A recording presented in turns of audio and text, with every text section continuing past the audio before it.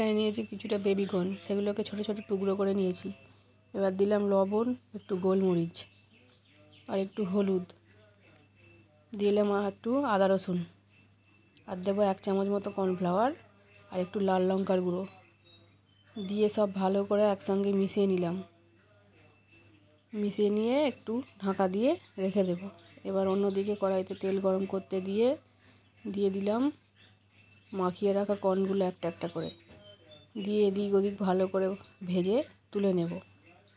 কর্নগুলো ভেজে তুলে নিয়ে এবার ওই তেলের মধ্যেই দিয়ে দেবো আগে থেকে কুচিয়ে রাখা লঙ্কা, আদা আর রসুন দিয়ে একটু নেড়ে নিলাম। এবার আগে থেকে কেটে রাখা ক্যাপসিকাম, একটু পেঁয়াজ কুচি, একটু টমেটো কুচি সব দিয়ে আবারও ভালো করে নাড়তে থাকবো।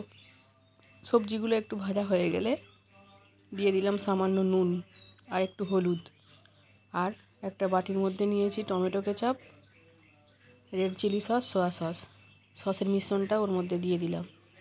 দিয়ে আবার একটু ভালো করে মিশিয়ে নেব। আর বাটির মধ্যে একটু কর্নফ্লাওয়ার গুলে রেখেছি, এবার দিয়ে দিলাম কর্নগুলো, দিয়ে আবার সব ভালো করে মিশিয়ে নিলাম।